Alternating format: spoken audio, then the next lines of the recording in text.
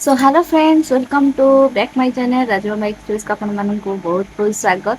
तो आज गोटा नुआ ब्लॉग रे आपण मानक बहुत सारा स्वागत करुच्ची। तो आज नुआ ब्लॉग रे आपण मानक पई किछि स्पेशल जिनस नहीं आसी आपण मानक मन रे जो डाउट थिला से विषय रे डाउट को क्लियर करिया पे म आज वीडियो माध्यम रे आपण मानकर डाउट भी क्लियर कर देबी। तो चलंतु वीडियोटी कौन आउ केमती एटा कौन तो फास्ट लास्ट पर्यंत देखिले ही आपण माने जानि परिबे एवं बुझीपारे। तो किछिटा उपाय मु आपण मानक सहित शेयर करी। तो फास्ट लास्ट पर्यंत देखिए, जमा भी स्किप करेंगे। तो वीडियो टू फास्ट लास्ट पर्यंत देखिए, बिना स्किप रे जदि देखिए ताहले आपण माने किछिटा बुझी पारिबे। तो वीडियोटी केमती लगे लास्ट मते कमेंट माध्यम निहाती कमेंट करेंगे। तो आज माने दमदार वीडियो आउ बहुत दिन पर आज मु प्रेगनेंसी टिप्स पर किसी वीडियो बनई। तो निहाती आपण माने सब्सक्राइब लाइक निहाती करेंगे, कमेंट करेंगे। आपण आशा करुँच आपण मन को शांत रखिब वीडियो। तो चलते वीडियो को स्टार्ट करिया। वीडियो को माध्यम मैंने क्या उपर मुझे तो मुझे किछिटा उपाय कहबी जे उपाय आपण मैंने पूरा कन्फर्म हो जिवे कि आपणकर बेबी बॉय अच्छे। तो किछिटा उपाय जोटा कि पूरा इम्पोर्टाट उपाय। तो छटी उपाय आपण मैंने निहाती जापर आपणकर पुओ हम कि झी हम। तो चलते वीडियो को डेरी न करके स्टार्ट करवा। जब डेरी करदेवे ताहले आपण मैंने वीडियोटी बहुत लॉन्ग हो। तो चलते वीडियो को स्टार्ट करिया। तो मु फास्ट लास्ट पर्यंत कही आसी सब वीडियो कही आसी किछि माँ माने थांती तो किछि प्रेग्नेंट लेडी माने थांती जो माने कि जानवा को बहुत इच्छुक थांती कि आमर बेबी बॉय हम ना बेबी गर्ल। तो से माने बहुत जानिया पई ही पूरा इच्छुक थांती। तो समस्ते ही इच्छुक थांती, एटा कंपलसरी। तो सेतिपई तांकर मन को शांत रखिया मैं आज वीडियोटी आनी। आपण मैंने देखिए मैंने सब माँ मैंने चाहती कि आमर पुओ हम कि झी हम। जो मैंने प्रेग्नेंट लेडी अच्छा से जानवा को बहुत इच्छा करती से मानक वीडियोटी। तो जदि आपण मैंने जाना चाहते आपंकर पुओ हम कि झी हम, आपड़ यही छटी मध्यम ही उपाय छटी मध्यम आपण मैंने जानीपर क्यों क्यों सिम्पटम सब। तो यही छटी सिम्पटम निहाती आपण मानकर मन को शांत रखियो आपण मान पाखे जब अच्छी ताहले निहाती आपणकर बेबी बॉय हम। तो चलते बेबी बॉय और बेबी गर्ल सिम्पटम आपण सहित शेयर करेंगे वीडियो माध्यम। तो चलते वीडियो को डेरी करवानी, डेरी कले वीडियोटी लंग हो।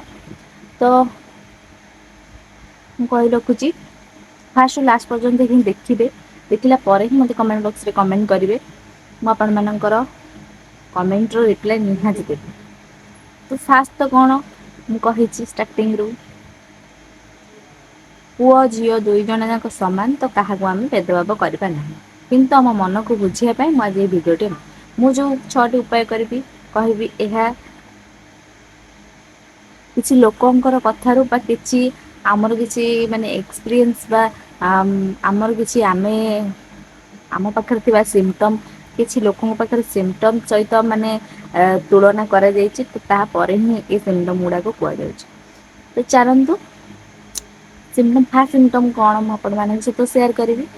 फास्ट सिम्पटम हूँ पेटर साइज जदि गोजिया होना पदा को बाहरी थाए ताहले आपण मानकर बेबी बॉय।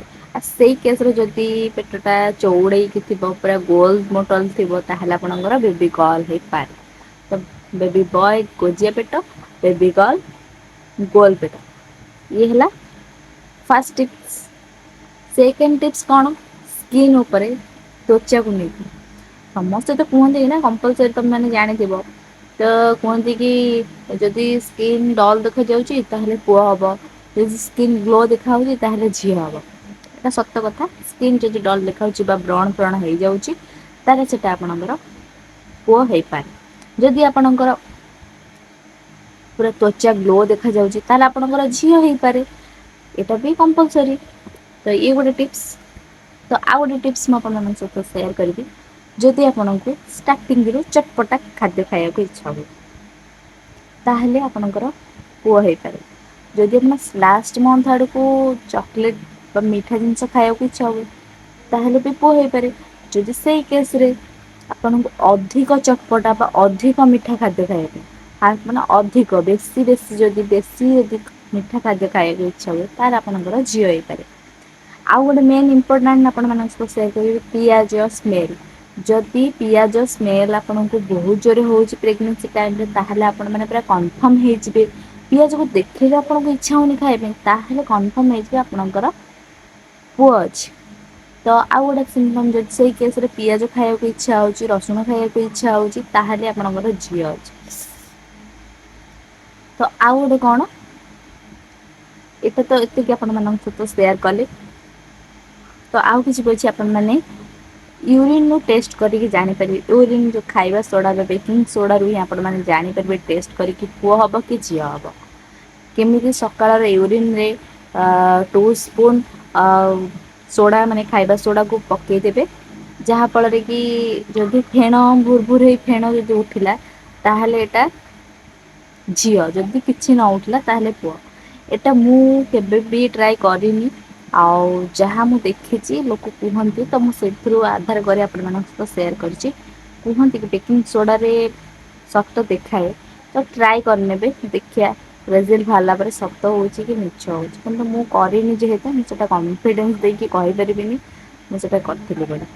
ଆଉ ଟ୍ରୁ ହେଇଛି ବୋଲି କିଛି ଲୋକ କରିଥିଲେ ତ ତାଙ୍କର ଟ୍ରୁ ହେଇଛି ତ ସେଥିପାଇଁ ମୁଁ ଆପଣମାନଙ୍କ ସହିତ ସେୟାର କରୁଛି। ତ ଇଏ ଥିଲା ଏତିକି ସିମ୍ପଟମ୍।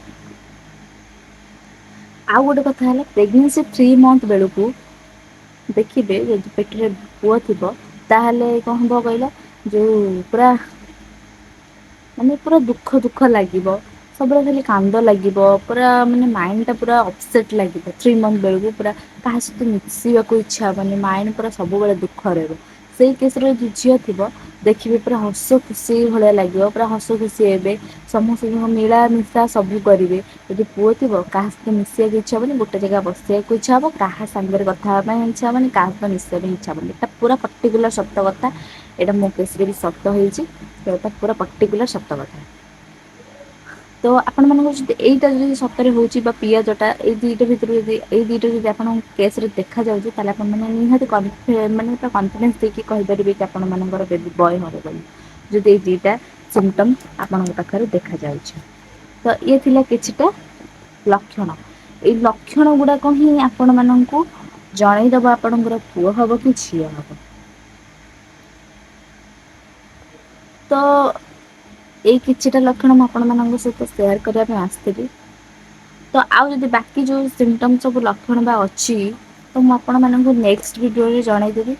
ତ ଆପଣଙ୍କୁ ଯଦି ଭିଡ଼ିଓଟି ଭଲ ଲାଗିଥାଏ ଲାଇକ୍ କମେଣ୍ଟ ସେୟାର ସବସ୍କ୍ରାଇବ୍ କରିବା ପାଇଁ ଜମା ବି ଭୁଲିବେନି।